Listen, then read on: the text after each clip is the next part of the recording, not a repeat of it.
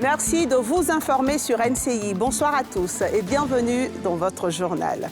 Le 31 décembre est désormais la date unique de départ à la retraite des fonctionnaires et agents de l'État. Et le 1er janvier, la date unique de leur radiation de la fonction publique. Cette décision du gouvernement ivoirien a été adoptée en Conseil des ministres ce mercredi. À partir du 3 août, vous pourrez relier les communes de Cocody et du Plateau via le 5e pont. Les travaux ont démarré en mars 2019 avec un financement de 77,5 milliards de francs CFA. Le ministre en charge de l'équipement et de l'entretien routier a effectué une visite sur le site aujourd'hui.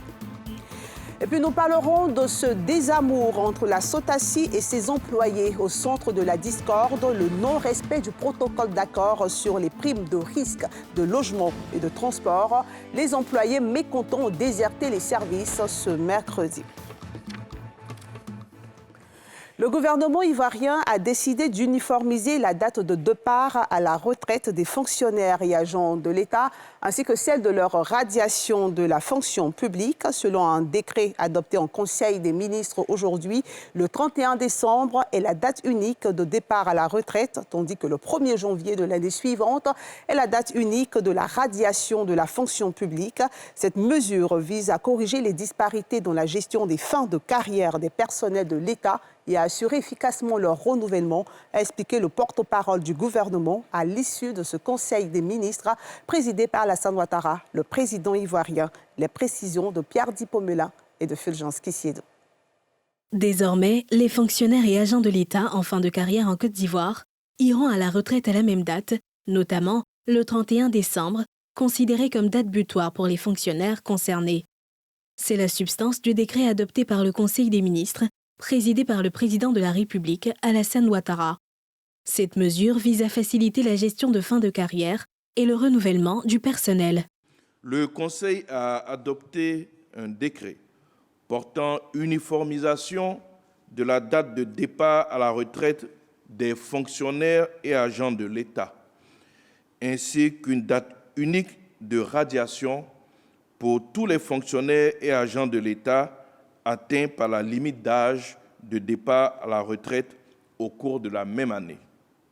Ainsi, quelle que soit la date anniversaire de leur naissance, ils fixent au 31 décembre la date de départ à la retraite de tous les fonctionnaires et agents de l'État atteints par la limite d'âge de départ à la retraite au cours de la même année et fixent au 1er janvier de l'année suivante la date de leur radiation de la fonction publique.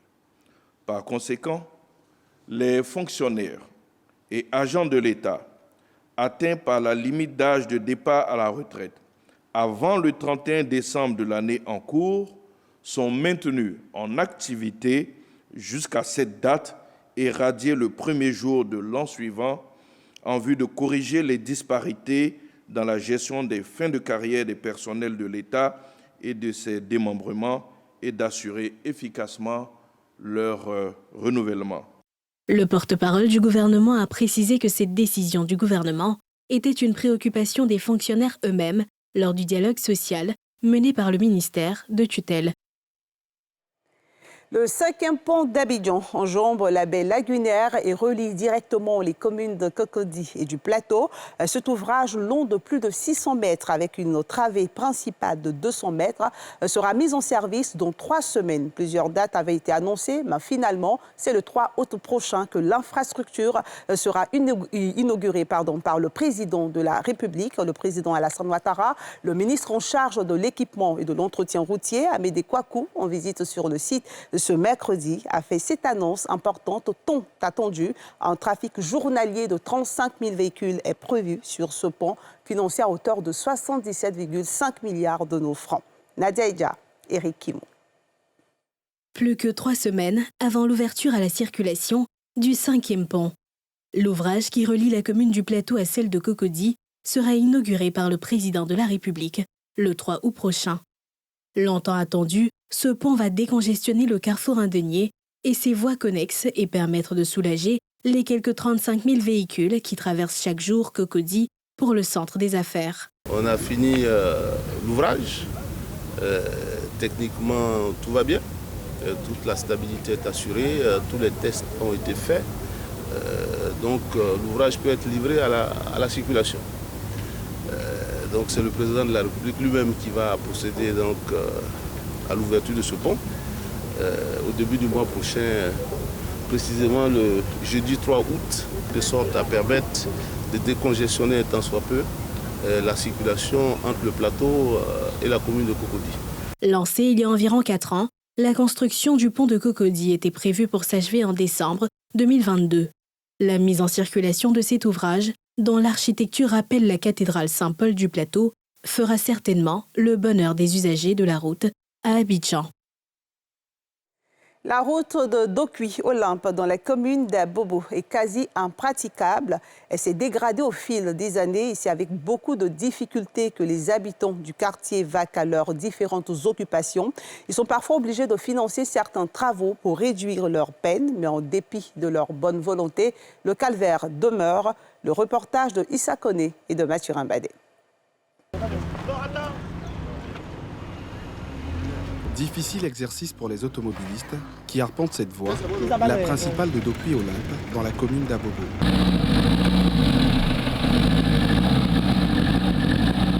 Les effets des crevasses sont visibles sur les véhicules. Chaque matin, même quand on va à la maison, on n'arrive même pas à dormir à cause de la fatigue.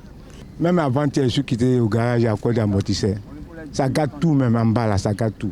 En temps de pluie, vraiment, c'est un calvaire. Même ce matin-là, j'étais obligé de coller un pneu parce que j'ai eu une crevaison hier. Il faut aller doucement pour ne pas avoir à écorcher des choses en dessous. Ce qui se passe, vraiment souvent, c'est difficile. Cette situation a fait naître un comité d'entretien pour colmater les nids de poules, aggravés par les ruissellements d'eau pluviale.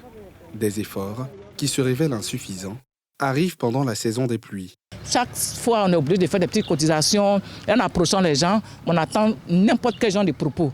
Mais on fait avec, parce que voilà, c'est pas tout le monde qui peut comprendre notre lutte. On se tracasse surtout avec nos jeunes frères pour pouvoir trouver un peu avec les gens un peu les bonnes volontés. Chaque fois, chaque 3 mois, chaque 6 mois, on passe dessus, on paye les gravats. Financièrement, ça nous épuise. On est épuisé. Les gens, même quand on te voit venir maintenant, on te fuit. Les habitants du quartier appellent à l'aide.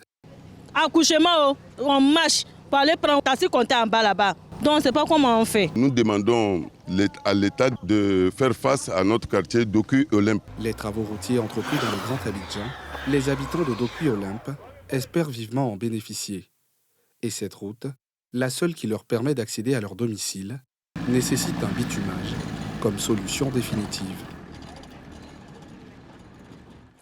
La Sotassi, entreprise de production de l'acier et du fer, n'est plus en odeur de sainteté avec ses employés. Ils sont mécontents de la non-application du protocole d'accord portant sur les primes de risque de logement et de transport. Ils ont déserté le service et occupé la rue pour crier leur ras-le-bol. Thiemé Dondje et Tanguy Konon vous plongent au cœur de la grève des agents de la Sotassi. Zone industrielle de Yopougon. Le malaise entre employés et direction de la Sotassi quitte les murs de l'entreprise leader de production de fer et d'acier pour se retrouver dans la rue. S'y retrouvent des employés en colère. Ils ont tous les contrats, mais ils ne sont pas prêts pour nous aider. Ils ne sont pas prêts pour les travailleurs. Il y a d'autres dans la rue et puis ils viennent faire leur travail. Au cœur de leur grogne, la non-application des résolutions du protocole d'accord conclu au terme des négociations entre direction et syndicats. Des points d'accord restés lettres mortes depuis plusieurs mois. Depuis le mois de novembre, il y a eu plusieurs tentatives de conciliation à l'inspection de Yopougon, d'abord, et ensuite à la DIT, au plateau. Et toutes ces rencontres se sont soldées par des échecs. Nous avons décidé aussi de saisir l'hiérarchie même de l'entreprise. Malheureusement, monsieur le PDG, il nous a dit qu'il était au courant de ce dossier depuis déjà longtemps, mais qu'il ne pouvait rien faire pour nous. Et aujourd'hui, il n'y a pas autre option. Le seul choix vraiment qui s'offre à nous aujourd'hui, c'est de manifester notre mécontentement à travers ce mot d'ordre de grève-là.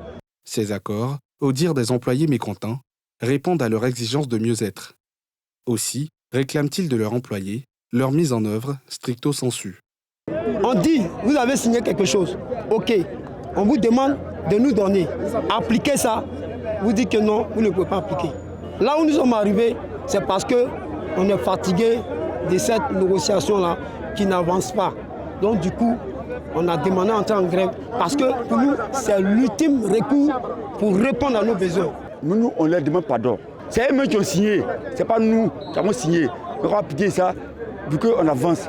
Mise en cause, la direction de l'entreprise, traînée devant l'inspection de travail de Yopougon, n'a pas souhaité pour l'heure se prononcer sur le climat social tendu qui prévaut. Toutefois, une source interne impute la non-exécution du protocole d'accord au non-paiement des factures par les partenaires dans l'État, dans le cadre des grands projets d'œuvres d'art. En attendant la part de vérité de la Sotaci, les employés, eux, restent sur le pied de guerre. La coalition des centrales syndicales pour le dialogue social prépare une journée d'hommage au président de la République. Il est question pour elle de reconnaître ses actions sociales en faveur des fonctionnaires et des travailleurs, notamment la revalorisation de SMIC, de la prime de transport, l'octroi d'une prime du 13e mois baptisée prime ado. Le programme de cette journée d'hommage a été déroulé au cours d'une conférence de presse suivie pour vous par Tiemé Dondje et Tanguy Konan. J'ai le plaisir de vous annoncer la décision. Dans son adresse à la Nation, le 7 août dernier, le président de la République, Alassane Ouattara, annonçait des mesures fortes en faveur des fonctionnaires et des travailleurs. Il s'agit entre autres de la revalorisation du SMIG et du SMAG, ou encore de la prime de transport et de l'allocation familiale et l'octroi d'une prime de 13e mois baptisée prime ado. Ces acquis sociaux font la fierté de la coalition des centrales syndicales pour le dialogue social.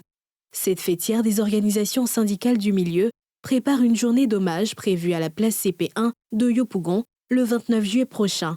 Face à la presse, son président dévoile le sens de cet hommage et sonne la mobilisation du monde du travail.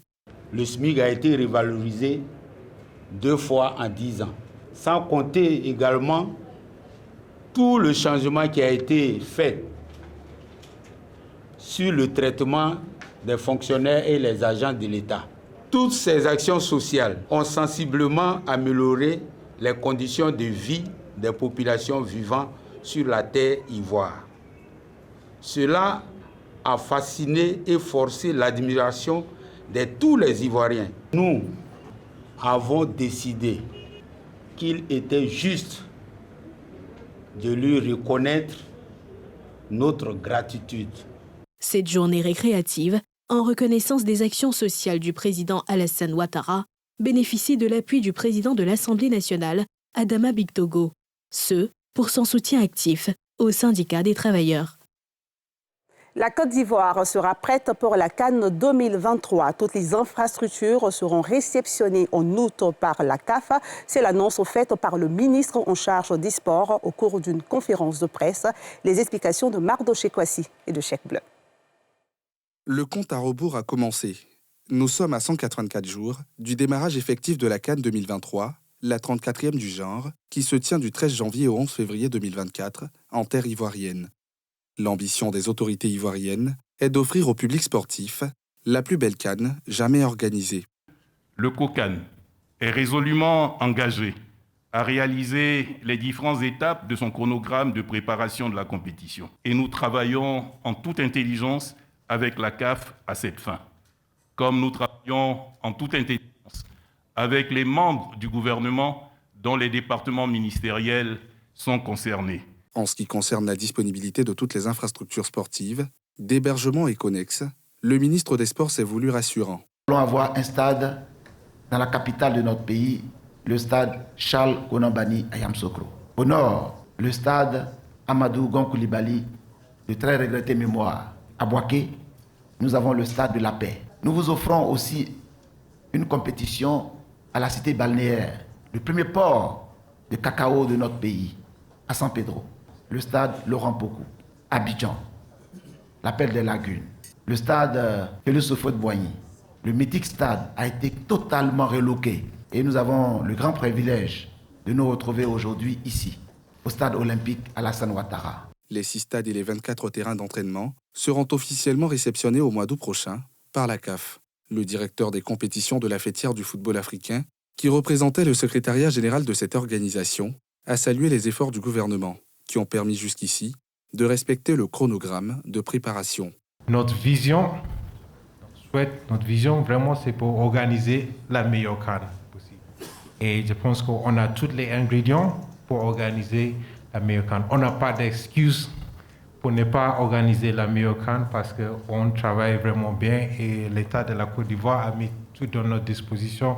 On a les gens vraiment capables ici pour organiser la meilleure CAN. Une visite guidée du stade olympique Alassane Ouattara d'Ebimpe a marqué le clos de cette rencontre d'échange avec les hommes et femmes de médias. Ceux-ci ont été exhortés à accompagner le COCAN et l'État de Côte d'Ivoire dans son ambition d'offrir aux footeux la plus belle CAN de l'histoire. Et cela fait 40 ans que l'Union des villes et communes de Côte d'Ivoire existe. Ce quarantenaire a été célébré aujourd'hui dans la commune de Cocody. Plusieurs activités ont meublé cette célébration, à savoir la présentation de la Maison des maires, la remise du livre d'or et de nombreuses distinctions. Des personnalités africaines, dont le président de l'Association des maires du Sénégal et du Maroc, y ont pris part. Issa Koné, Mathurin Badé, pour les précisions. L'Union des villes et communes de Côte d'Ivoire, UVICOSI, a 40 ans.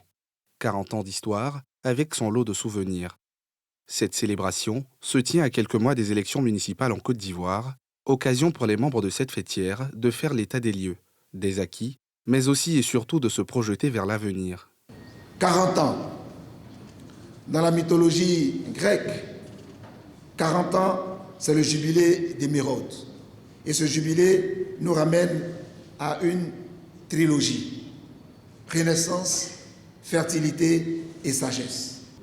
Nous devons avec sagesse continuer nos plaidoyers pour qu'advienne la création du statut de l'élu local. Nous devons continuer avec sagesse toujours pour que les transferts de compétences vers nos administrations décentralisées soient enfin une réalité avec les moyens. Venus soutenir leur père, les présidents des associations des maires de la sous-région ont réaffirmé leur volonté de collaborer avec l'institution pour le bonheur des populations. Nous voulons utiliser cette amitié et cette fraternité pour aller encore plus loin dans la diplomatie des territoires. Nous voulons voir quelle sera la contribution des élus dans la prise en charge de ces crises communautaires et sécuritaires. Le ministre de tutelle, Vagondo Diomandé, rassure les élus locaux sur leur vision de la décentralisation et du développement local.